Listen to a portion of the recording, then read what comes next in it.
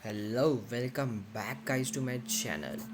तो आपका हमारे चैनल पे स्वागत है। तो मैं आज भी आपके लिए लेके आया हूँ एक हॉरर कहानी, जो एक प्यासी रूह की कहानी। रात के करीब 2:30 बज रहे होंगे। नाइट शिफ्ट करने के बाद मैं पैदल ऑफिस से घर की ओर लौट रहा था।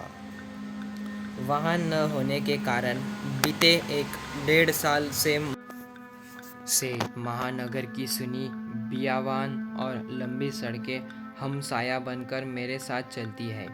बाप रे, इतनी लंबी लंबी और भूतिया सड़कें खत्म होने का नाम ही नहीं लेती। बस चलती रहती है, चलती रहती है, रुकने का नाम नहीं लेती।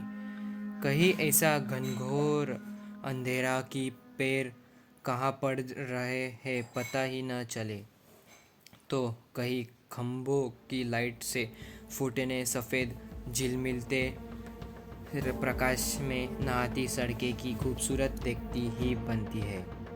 रोज़ाना का रूटीन होने के कारण अब इन सुनी और अंधेरी सड़कें से डर नहीं लगता। इन्हीं सुने और बियावान रास्तों पर दिन भर इतना हेवी ट्रैफिक और चहल पहल रहती है कि एक कदम पैदल चलना भी दूभर हो जाए। मई की बेरहम गर्मी, माथे से चूता पसीना, और ऐसे में अचानक हल्की हल्की ठंडी चलने लगे। माथे के पसीने से टकराती ठंडी हवा कितनी शीतलता प्रदान करती है। ऐसे में कौन बेवकूफ़ होगा जिसका मन गुनगुनाने को नहीं करेगा। गुनगुनाते हुए मैं आगे बढ़ ही रहा था कि अचानक आंखों एक जगह पर जाकर ठिठक गई। सड़क किनारे एक सभ्य सी अधेड़ महिला खड़ी दिखाई दी। करीब 100-125 फीट की दूरी रही होगी। कंधे पर छोटा सा बैग लटका था। वही पैरों के पास भी एक ब्रीफकेस जमीन पर रखा दिखाई दिया। सफ़ेद प्रिंट वाली साड़ी से जिस करीने से उसने अपने सिर ढक रखा था, उससे तो वो किसी भले घर की ही गृहिणी ही लग रही थी। लेकिन इतनी रात गए, वो भी शहर के भीतर से गुजरने वाली हाईवे पर, कुछ अजीब सा लगा। हो सकता है मायके या ससुराल वालों ने बस में बिठा दिया और किसी कारण बस लेट होने पर महिला को देर रात यहाँ उतरना पड़ा होगा। शायद उसका घर यही कहीं आसपास ही होगा, या फिर शायद सवारी ऑटो या रिक्शा का इंतज़ार कर रही हो। लेकिन इतना रात गए रिक्शा कहाँ मिलेगी। शायद घर का कोई परिजन गाड़ी लेकर आ रहा होगा। शायद शायद शायद सोचते हुए मैं उसके बहुत करीब आ गया। नज़रें से नज़रें टकराई, मगर वो ज़रा भी नहीं झेपी। मेरी आंखों में बराबर देखती रही। भय का नाम निशान नहीं था, वरना इतनी अंधेरे और सुनी रात में एक अकेली महिला। कम कम से कम मुझे जैसे मवाली सरीखी इंसान को देखकर तो डर ही जाए। लेकिन वो तो लगातार घूरती रही, चेहरे पर न कोई हाव न कोई भाव। हाँ, होठों पर मुस्कान बराबर जमी रही। मैं ही झेप गया, मुझे ही नज़र हटाना पड़ी। कहीं ऐसी वैसी तो नहीं। फिर एकदम से सिर झटक दिया। होगी कोई, मुझे क्या लेना देना। मैं तेज़ी से कदम बढ़ाता हुआ अनजान महिला को क्रॉस कर दिया।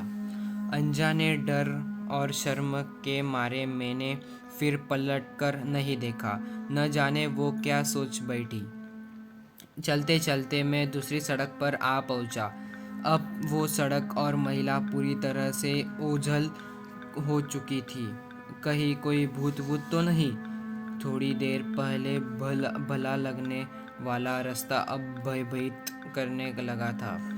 अब मैं जल्द जल्द अपने घर पहुंच जाना चाहता था। इसी तारतम्य में चाल में गजब की तेजी आ गई और बड़े बड़े डग भरने लगा। करीब पौना किलोमीटर में ही चला था कि अचानक मुंह से चीख से निकल गई। वो महिला करीब 100 गज दूर उसके सामने सड़क किनारे ठीक उसी ढंग से खड़ी दिखाई दी। कंधे पर बैग और जमीन पर ब्रीफकेस। यह कब यहाँ आ गई? एक ही रास्ते तो है। न कोई गाड़ी निकाली और न ही वह पैदल दौड़ते हुए मुझसे आगे निकल गई। मेरा पूरा शरीर मारे डर के पसीने से तरबतर हो गया। लगा कि आज की रात आखिरी रात है। वो भूतिया औरत कुछ देर में मुझे चबा चबा कर खा जाएगी। मैं बेतहाशा भागा। इतनी तेज कि पता ही नहीं चला कि वो औरत अब पीछे रह गई। भागता रहा और सीधे घर पर जाकर ही रुका। सांस धोखनी सी चल रही थी। घर के बाहर ही कुछ पल खड़ा रहकर अपने सांसों पर कंट्रोल किया। अगले दिन शाम करीब 5 बजे ऑफिस पहुंच गया। एक बुजुर्ग कर्मचारी को रात का सारा घटनाक्रम सुना डाला। हंसते हुए बोलने, नूर चाचा, अरे कहीं बुचड़ खाने के पास ही बात नहीं कर रहा? बुचड़ खाना? मैं बुदबुदाया। हाँ, बुचड़ खाना, स्लाटर हाउस, जहाँ जानवर कटते हैं। बेटा, वो सड़क बहुत खतरनाक है। बहुत हादसे होते हैं वहाँ। तेज रफ्तार बड़ी गाड़ियों ने बहुत सारे लोगों को कुचला है। सुना है कि कई साल बस का इंतज़ार कर रही एक औरत को भी एक ट्रक ने रोड डाला था। तुझे ही नहीं, बहुत सारे लोगों को दिख चुकी है। लेकिन बेटा, भली औरत की रूह लगती है, कभी किसी को नुकसान नहीं पहुंचाती। मैं हैरान और परेशान भी। अब कैसे निकलूँगा उस रास्ते से रात में पैदल? और एक आत्मा, औरत की रूह से अपना सामना हुआ है मेरा, वो भी भले औरत की रूह। गाइस, ये घटना एक सच्ची घटना है। ये घटना मेरे साथ हुई थी। Thank you so much for watching guys. Subscribe to my channel. Thank you.